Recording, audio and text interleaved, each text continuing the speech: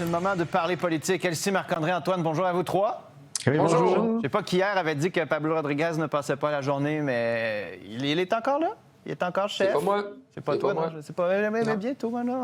Quand même, Marc-André, Pablo Rodriguez s'accroche alors que le vent est fort, là. Là, c'est plus une lettre, c'est plus un président d'association, c'est des anciens ministres, des anciens députés, pardon. Là, le caucus semble encore derrière lui pour le moment.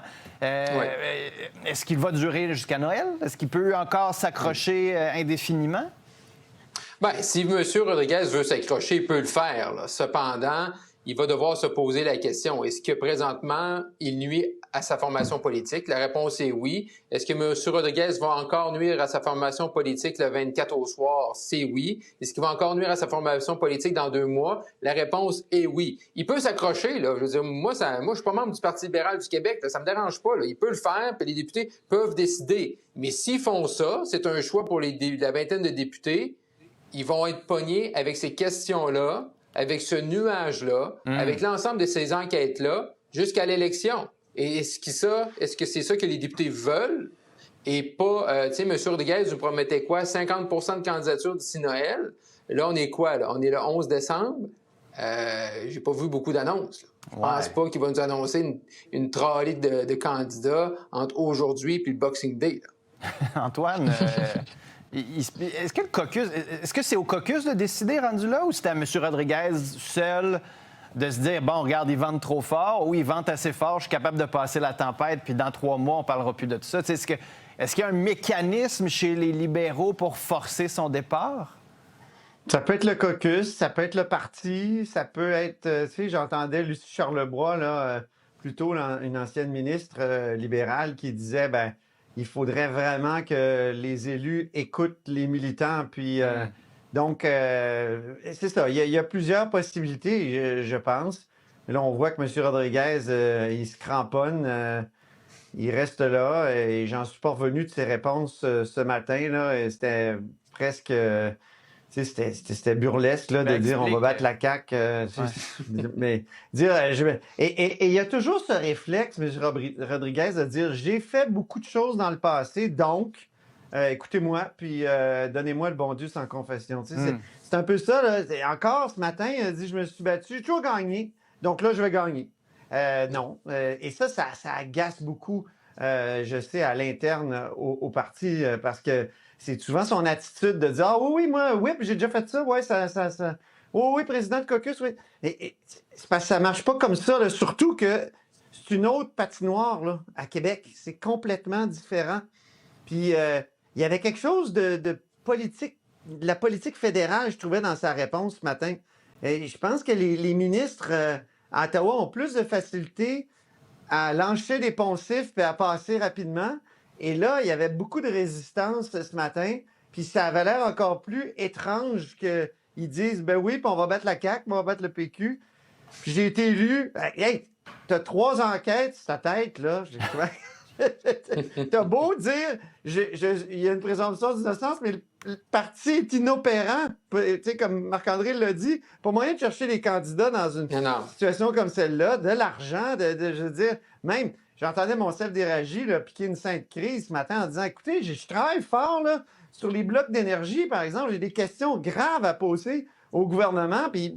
Tu sais, personne n'écoute parce que... C'est un bon dossier, ça, en plus, aujourd'hui, Antoine. Là, on donne l'énergie à qui? On promet-tu de l'énergie qu'on n'a pas? Tu sais, tout le scandale Nordvolt, mais aujourd'hui... Je comprends son exaspération, puis l'exaspération de... Donc, c'est pas une question de présomption d'innocence ou non, c'est...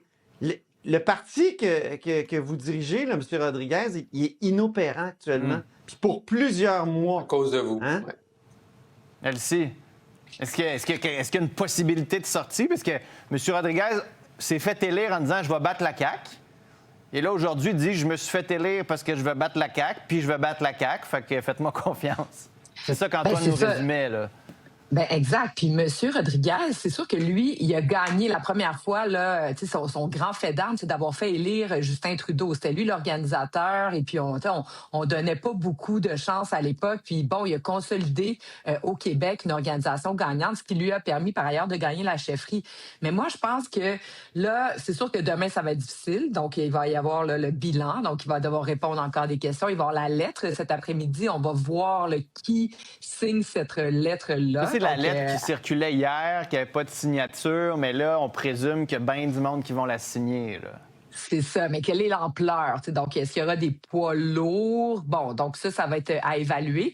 L'autre chose, André Pratt disait, fallait laver le linge sale en famille. Là. Donc, il y aura certainement des rencontres cette fin de semaine avec M. Rodriguez pour essayer de lui faire comprendre peut-être qu'il devrait quitter. Donc, moi, je pense que c'est la semaine prochaine qu'on saura si oui ou non il se cramponne ou s'il quitte. Donc, moi, je pense qu'il va quand même prendre quelques journées parce que c'est quand même un grand choix pour lui. Là. Il a sauté, il est venu à Québec. Il vient juste de gagner. Là.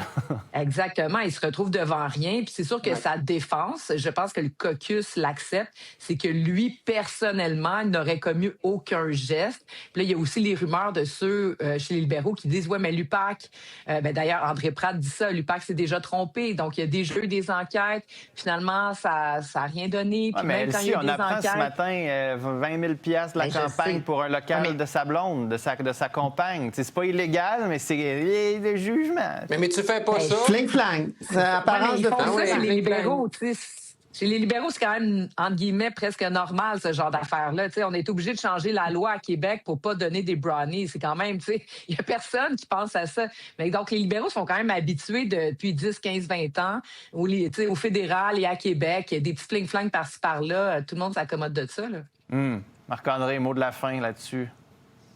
Ben, le mot de la fin, c'est que Monsieur Rodriguez, il veut rester, mais moi, je vois pas comment il peut le faire. Comment il peut tourner la page lui-même en gestion de crise. Puis c'est plate, là. Peut-être il est blanc comme neige, peut-être il savait rien de tout ça. Puis peut-être... Mais là, Mané, ça, c'est le terrain... On est sur un terrain politique.